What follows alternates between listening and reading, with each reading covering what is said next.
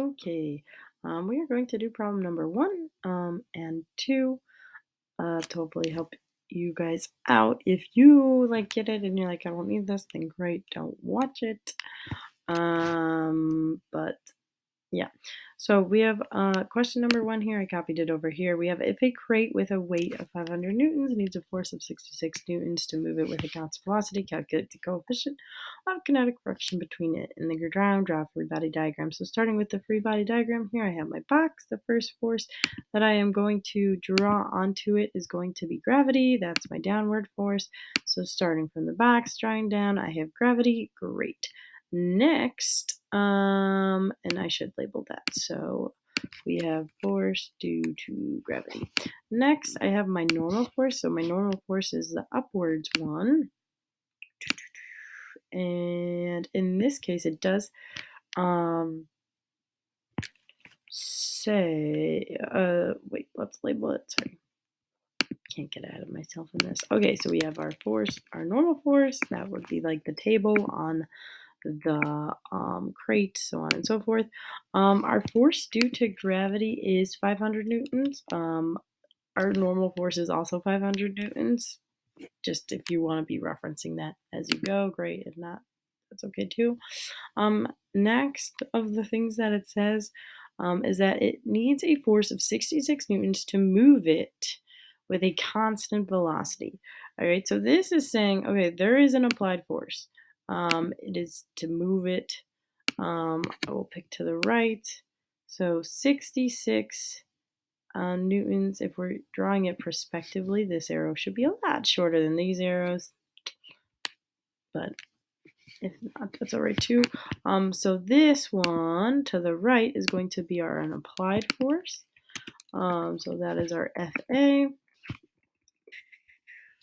And then we got to really think about it. So there is friction, and it is going in the opposite direction because, and we know this for a fact, because it has a force of 66 newtons to move it with a constant velocity.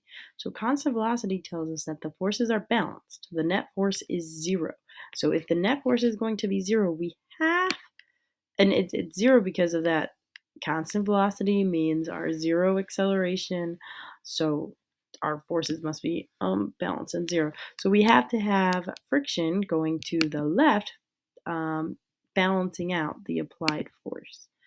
So that is our free body diagram. Next, to actually do the problem or the rest of it, it says calculate the coefficient of kinetic friction between it and the ground. So coming to your worksheet at the top, you have two different formulas. One is for the coefficient of static friction, and one is the force of static friction, and one is for the force of kinetic friction. So this one was asking about kinetic.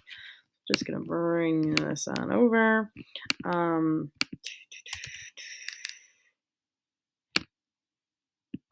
And then next we can plug our numbers in here. So we have the force of kinetic friction is equal to mu times F. That little U looking thing means mu, and that stands for the coefficient of kinetic friction.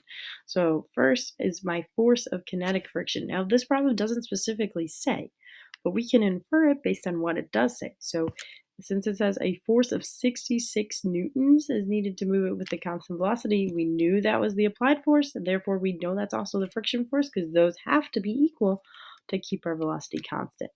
So we have 66 newtons, which is our kinetic force, is equal to mu, which is what we're looking for. I'm just going to use a U because I don't know how to type that symbol. And then we have our normal force of 500 newtons.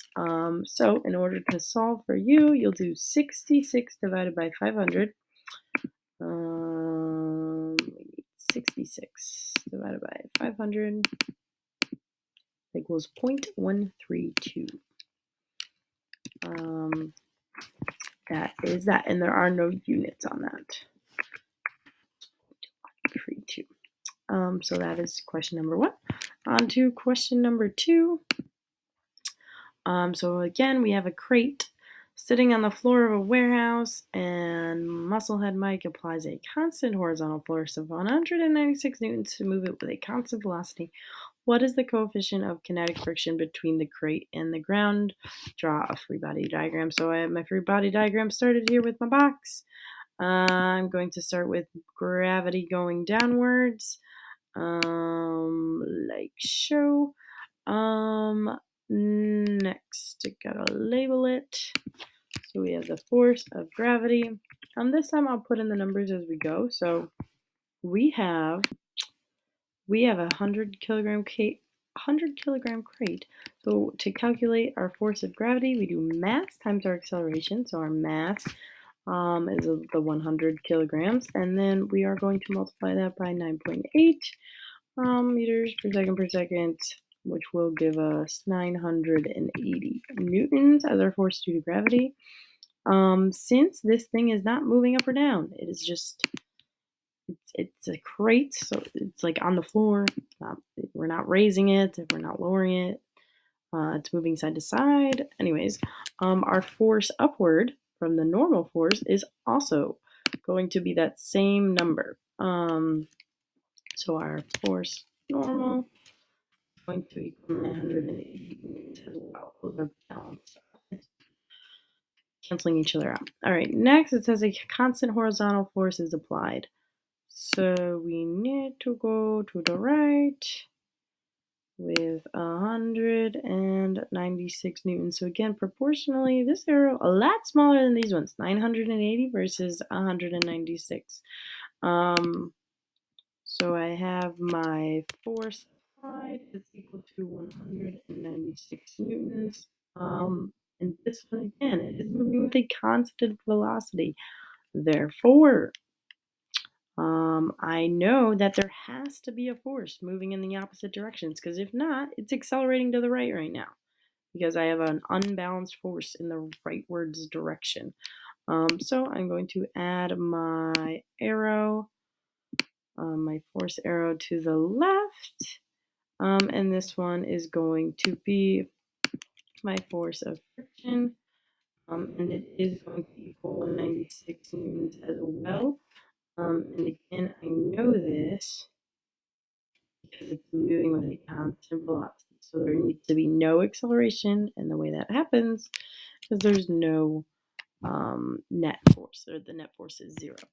So going on to the actual problem, we have our formula here.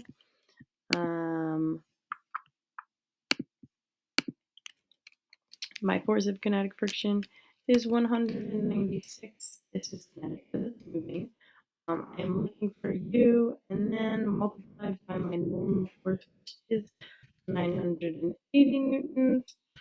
When you put that in the calculator, you do 196 divided by 980. So we have 196 divided by 980, and that equals 0.2. Again, there are no units. So U equals U, and U, that's how you say it, U. U equals 0.2. The rest of them, so you're trying to get through as many of these as you can. Just do them on a scratch piece of paper. Do 1 and 2 still. Obviously, I just did them, but you should have those drawn as well. Some of them are a little harder. They do all have the answers, so like you can check. And that is all I have for you. Good luck.